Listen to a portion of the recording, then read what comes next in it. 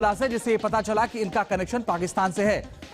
देखिए, पाकिस्तान से जो कनेक्शन सामने आया उसके बाद लगातार दिल्ली पुलिस उनकी धरपकड़ के लिए कई ऑपरेशंस चला रही है ताकि इनकी धरपकड़ की जा सके, लेकिन अपने आप में यह खुलासा बेहद सनसनीखेज है।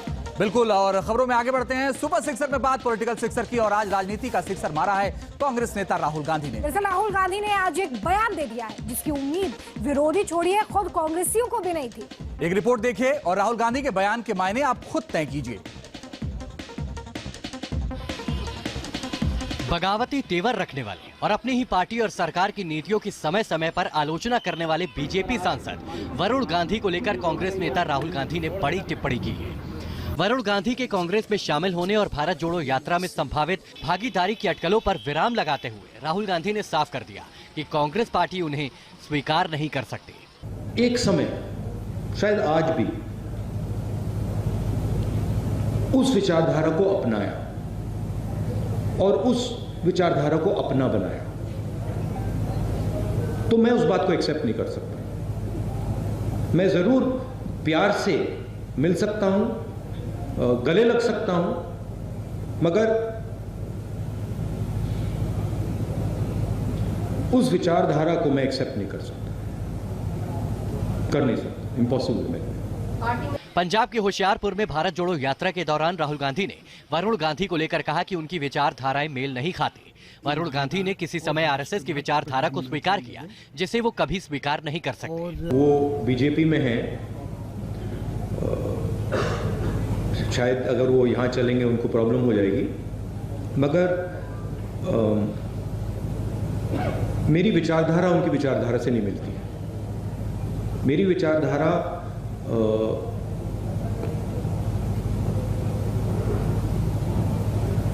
मैं आरएसएस के ऑफिस में कभी नहीं जा सकता।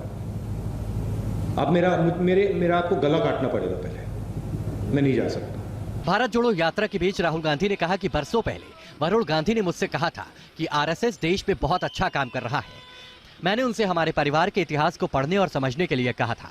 अगर आप हमारे परिवार की विचारधारा को समझते तो आप ऐसा कभी नहीं कहते। उसने मुझे कहा कि आरएसएस देश में बहुत अच्छा काम कर रहा है,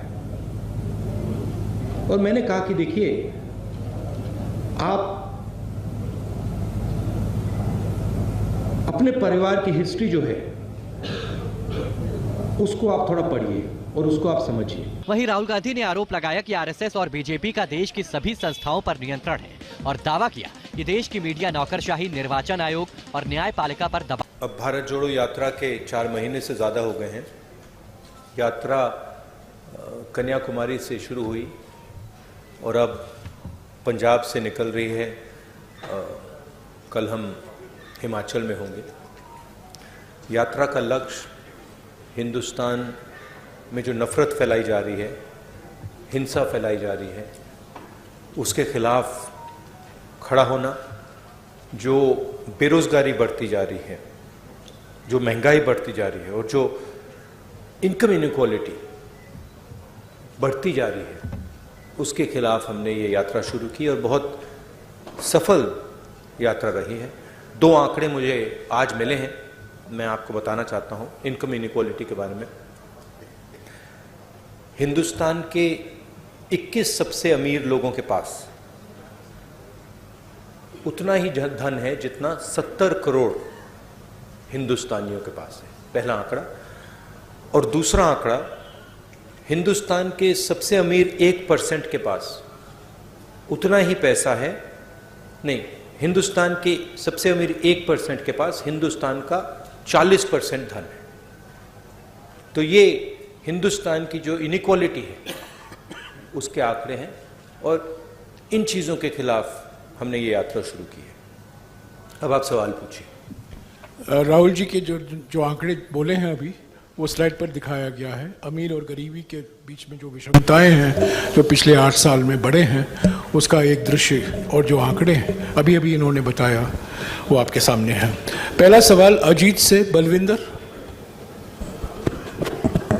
माइक दीजिएगा।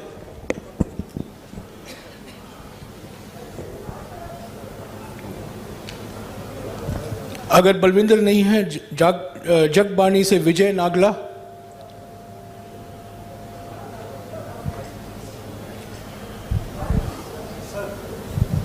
सर एक मिनट यार, I am going in order, please relax.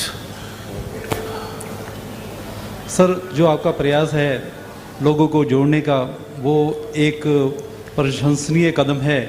और मैं चाहता हूं कि जो ईवीएम पर जो लोगों में धारणा है कि ईवीएम के कारण कांग्रेस पुनः सत्ता में नहीं आ सकती, क्या आप ईवीएम पर भी कोई फैसला लेना लोगे, ऐसा कि जिससे लोगों के जो धारणा बनी हुई है कि ईवीएम, जब तक ईवीएम रहेगी कांग्रेस कभी सत्ता में वापस नहीं आ सकती? ईवीएम की बात विपक्ष ने हमने 2-3 बार करी है और वो चर्चा चल रही है, मगर ईवीएम सिर्फ एक एलिमेंट है। जैसे मैंने पहले भी कहा है, आज हिंदुस्तान के सारे इंस्टीट्यूशंस आरएसएस और बीजेपी ने कंट्रोल कर दिए हैं और हिंदुस्तान के सब इंस्टीट्यूशंस पर उनका दबाव है। प्रेस पे दबाव है, ब्यूरोक्रेसी पे दबाव है, इलेक्शन कमीशन पे दबाव है, जुडिशरी पे प्रेशर डालते हैं। तो सारे के सारे इंस्टीट्यूशंस पर उन्होंने कब्जा कर रखा है। तो ये लड़ाई अब जो पहले राजनीतिक लड़ाई होती थी वैसी लड़ाई नहीं है। एक पॉलिटिकल पार्टी दूसरी पॉलिटिकल पार्टी के बीच में लड़ाई नहीं है। अब ये हिंदुस्तान के इंस्टीट्यूशंस जो इन्होंने कैप्चर करे हैं उनके बीच और ऑपोजिशन के बीच में लड़ाई है। उसमें एक फैक्टर ईवीएम है, मगर बहुत सारे दूसरे फैक्टर भी हैं। हिंदुस्तान में जो नॉर्मल डेमोक्रेटिक प्रोसेसेस होती हैं आज वो नहीं है। जो विपक्ष के लोगों पर आक्रमण हो रहा है, सीबीआई, ईडी, पेगासस, ये नॉर्मल डेमोक्रेटिक फंक्शनिंग नहीं है। भास्कर से गिरिजेश मिश्रा।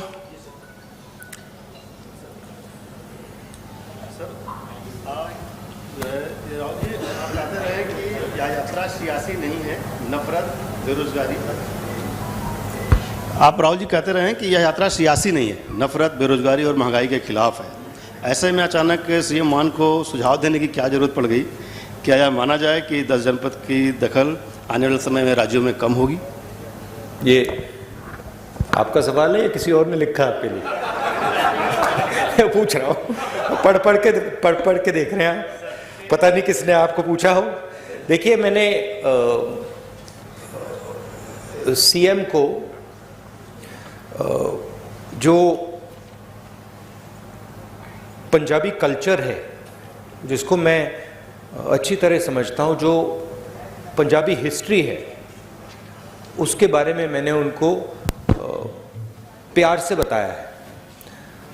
पंजाब को पंजाब से ही चलाया जा सकता है, ये हिस्टोरिकल फैक्ट है, ये कोई नई बात नहीं है।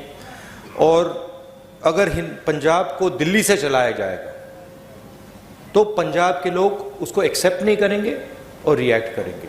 ये राजनीतिक बात नहीं है, ये फैक्ट है। अमर उजाला से सुरेंद्र पाल। ये जो पंजाबी प्राइड है, जो पंजाबी सेल्फ बिलीफ है, कॉन्फिडेंस है, प्राइड है, वो इस चीज को कभी एक्सेप्ट नहीं करेगी। और इसको हमने जनरली कांग्रेस पार्टी में हमने इसको रिस्पेक्ट किया है। अमर उजाला से सुरेंद्र पाल।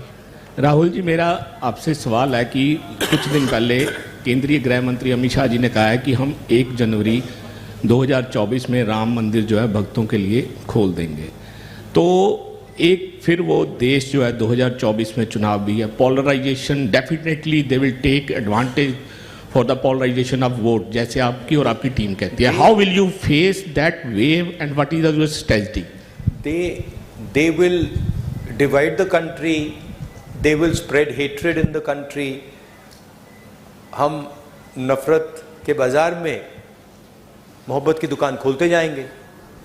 बहुत सारी दुकानें खुल रही हैं मोहब्बत की, तो हम ये अपना काम करते जाएंगे, वो उनका काम करेंगे।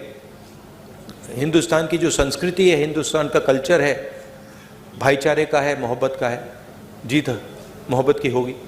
सर, भारत जोड़ो के लिए आप चल रहे हैं, भारत जोड़ो यात्रा कर रहे हैं, क्या कांग्रेस परिवार को जोड़ने के लिए भी आप आगे हाथ बढ़ाएंगे? वरुण गांधी आपके भाई हैं, क्या उनसे भी मिलकर चलने की बात की जाएगी? आप पहल करेंगे उनसे मिलने की? क्योंकि पानीपत में आपने एक स्टोरी सुनाई थी कि 2 भाई जो बहुत देर से बात नहीं कर रहे थे वो भी मिल गए। आप वरुण गांधी से मिलेंगे? देखिए, वो बीजेपी में हैं, शायद अगर वो यहाँ चलेंगे उनको प्रॉब्लम हो जाएगी, मगर मेरी विचारधारा उनकी विचारधारा से नहीं मिलती। मेरी विचारधारा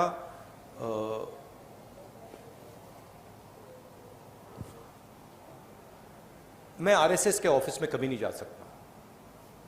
आप मेरा आपको गला काटना पड़ेगा पहले, मैं नहीं जा सकता। और मेरा जो परिवार है उसकी एक विचारधारा है, उसका एक थॉट सिस्टम है, थिंकिंग सिस्टम है। और जो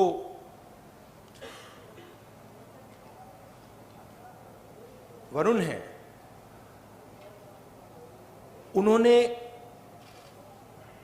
एक समय, शायद आज भी, उस विचारधारा को अपनाया और उस विचारधारा को अपना बनाया, तो मैं उस बात को एक्सेप्ट नहीं कर सकता। मैं जरूर प्यार से मिल सकता हूं, गले लग सकता हूं, मगर उस विचारधारा को मैं एक्सेप्ट नहीं कर सकता, कर नहीं सकता, इम्पॉसिबल है मेरे लिए। वो अलग रिश्ते होते हैं, बट मेरा पॉइंट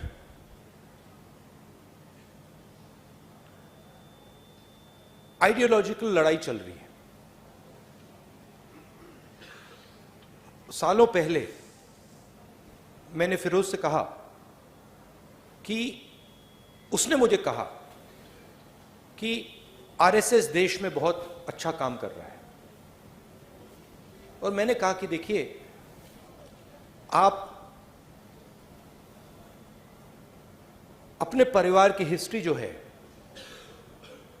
उसको आप थोड़ा पढ़िए और उसको आप समझिए, क्योंकि जो आपने मुझे बोला है, अगर आपने अपने परिवार की विचारधारा समझी तो आप ये कभी नहीं बोल सकते मुझे।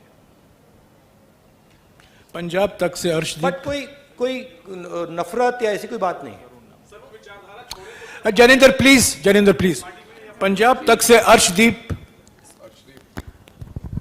सत श्री अकाल सर, ड्रग्स पंजाब में एक बड़ा इशू है। 2017 में कांग्रेस ने इस पे बड़ा वादा किया, लेकिन पूरा नहीं हुआ, उम्मीदें टूटी, घर बर्बाद हो रहे हैं, अभी भी यही सिचुएशन है। तो अब दोबारा से पंजाब के लोगों को कैसे यकीन दिलाना चाहते हैं कि कांग्रेस जो है इस इशू पर काम करेगी? नहीं, सबसे पहले हमने सरकार में ड्रग्स में काफी काम किया। पंजाब की मेन इशू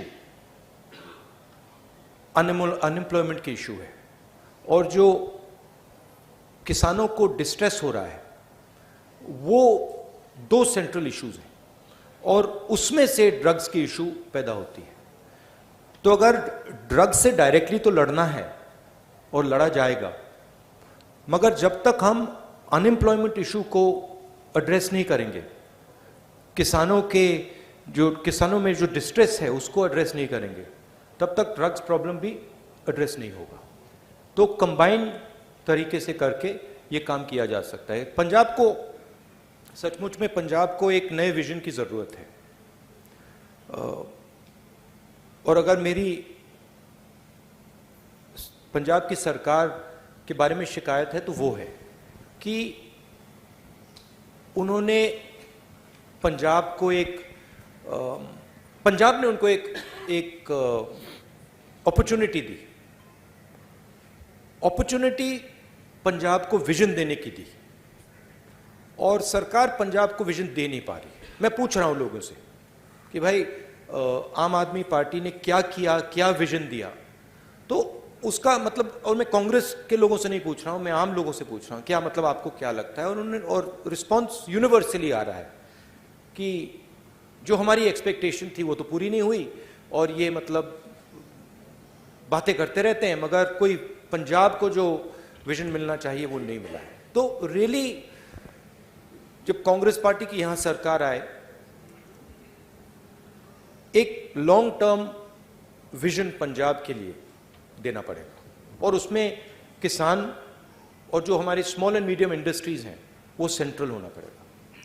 इंडिया टीवी से पुनीत शर्मा।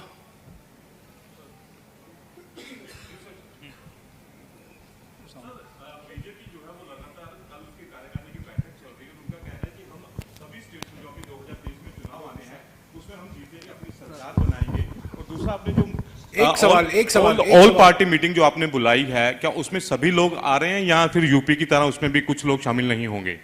नहीं, देखिए, बीजेपी ये तो नहीं कहेगी कि हम सब चुनाव हारेंगे।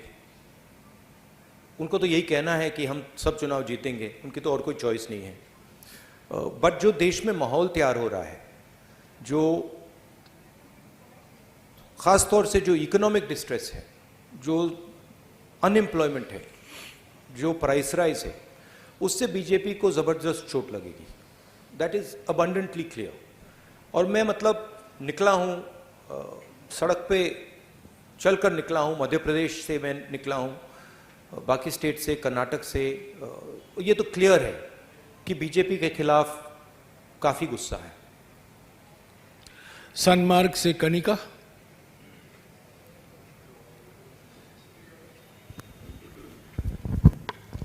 सर, मेरा सवाल ये है कि आप लगातार प्रेस कॉन्फ्रेंस में आरएसएस को घेरते आए हैं।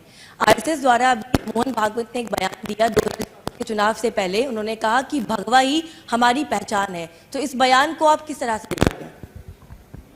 नहीं, जैसे मैंने कहा,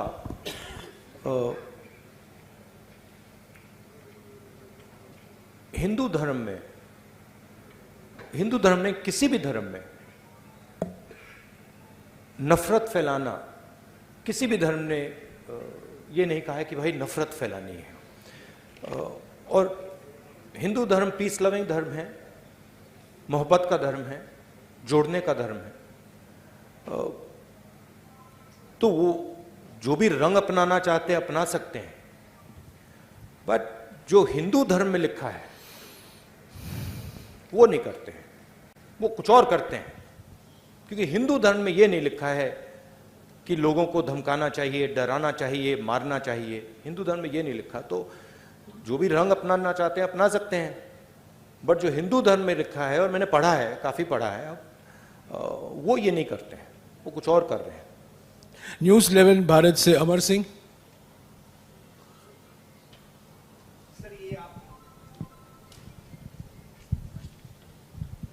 सर, ये यात्रा आप कर रहे हैं, और एक रिपोर्ट में ये कहा गया कि पूरे विश्व में सबसे ज़्यादा गरीब लोग जो है हिंदुस्तान में हैं, और आपके ओपनिंग रिमार्क में भी था कि अमीर लोग अमीर होते जा रहे हैं और गरीब लोग गरीब होते जा रहे हैं। क्या आप या आपकी सरकार आएगी तो इस पर कुछ करेंगे आप लोग, या फिर कोई ऐसा होगा कि जो पैरेलल हो जाए? नहीं, हमारी जब सरकार थी, हमने रिकॉर्ड लोगों को, इस देश में रिकॉर्ड लोगों को गरीबी से निकाला था। Record, what was the exact number Jairam? How many crore? 20 crore. 20 crore लोगों को हमने गरीबी से निकाला था, यूपीए की सरकार। उन लोगों को नरेंद्र मोदी जी ने वापस गरीबी में डाल दिया है। तो हमारी पॉलिसीज हिंदुस्तान को इकोनॉमिकली आगे बढ़ाने की होती हैं, मगर हमारी पॉलिसीज गरीब लोगों की रक्षा करने की भी होती हैं। चाहे वो मनरेगा हो, चाहे वो भोजन का अधिकार हो, चाहे वो ज़मीनी अधिकरण बिल हो, न्यामगिरी ट्राइबल राइट्स हो, तो हम प्रोटेक्ट करके लोगों को, देश को आगे ले जाते हैं।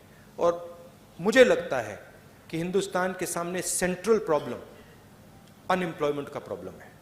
जो स्मॉल और मीडियम इंडस्ट्रीज पर आक्रमण हो रहा है, जो किसानों पर आक्रमण हो रहा है, इसके कारण बेरोजगारी बढ़ रही है।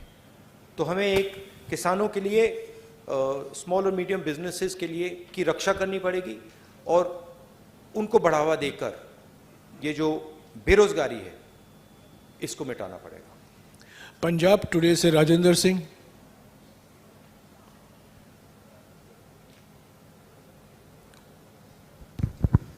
ਨਮਸਕਾਰ ਜੀ।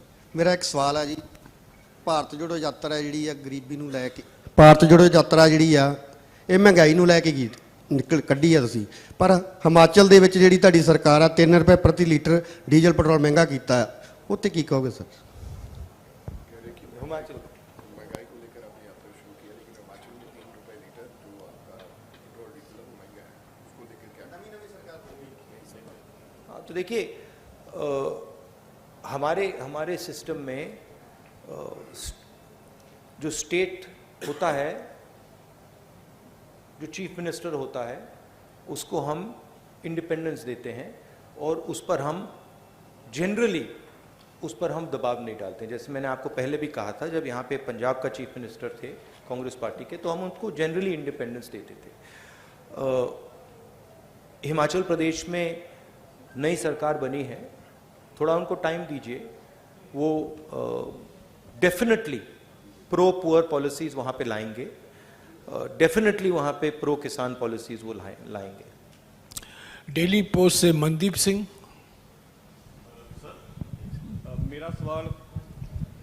ਮੇਰਾ ਸਵਾਲ ਪੰਜਾਬ ਦੀ ਲੀਡਰਸ਼ਿਪ ਦੇ ਨਾਲ ਹੈ। 2022 ਦੀਆਂ ਵਿਧਾਨ ਸਭਾ ਚੋਣਾਂ ਦੇ ਵਿੱਚ ਤੁਸੀਂ ਚਰਨਜੀਤ ਚੰਨੀ ਹੋਣਾ ਨੂੰ ਮੁੱਖ ਮੰਤਰੀ ਐਲਾਨਤਾ ਸੀ, ਤਾਂ ਇੱਕ ਟਾਈਮ ਤੇ ਲੱਗਿਆ ਵੀ ਸੀਗਾ ਕਿ ਇਹ ਸਰਕਾਰ ਰਿਪੀਟ ਹੋ ਸਕਦੀ ਹੈ, ਪਰ ਜਦੋਂ ਵੀ ਚਰਨਜੀਤ ਚੰਨੀ ਕੋਈ ਫੈਸਲਾ ਲੈਂਦੇ ਸੀਗੇ ਤਾਂ ਨਵਜੋਤ ਸਿੰਘ ਸਿੱਧੂ ਸ਼ਾਮ ਨੂੰ ਉਸੇ ਫੈਸਲੇ ਦੇ ਖਿਲਾਫ ਇੱਕ ਪ੍ਰੈਸ ਕਾਨਫਰੰਸ ਕਰਦੇ ਸੀਗੇ। ਚਰਨਜੀਤ ਚੰਨੀ ਵਰਸਸ ਨਵਜੋਤ ਸਿੰਘ ਸਿੱਧੂ ਉਦੋਂ ਦੇਖਣ ਨੂੰ ਮਿਲਿਆ। ਤੁਹਾਨੂੰ ਲੱਗਦਾ ਕਿ ਉਹ ਫੈਕਟਰ ਜਿਹੜਾ ਆ ਤੁਹਾਡੀ ਪੰਜਾਬ ਦੇ ਵਿੱਚ ਸਰਕਾਰ ਨਹੀਂ ਬਣਾ ਸਕਿਆ, ਤਾਂ ਕੀ ਹੁਣ ਨਵਜੋਤ ਸਿੰਘ ਸਿੱਧੂ ਵਰਸਸ ਬਾਕੀ ਲੀਡਰਸ਼ਿਪ ਨਾ ਹੋਵੇ, ਉਹਦੇ ਲਈ ਕੀ ਕੁਝ ਕੀਤਾ ਜਾ ਰਿਹਾ? नहीं, देखिए पिछले चुनाव में काफ़ी एंटी इनकम्बेंसी थी,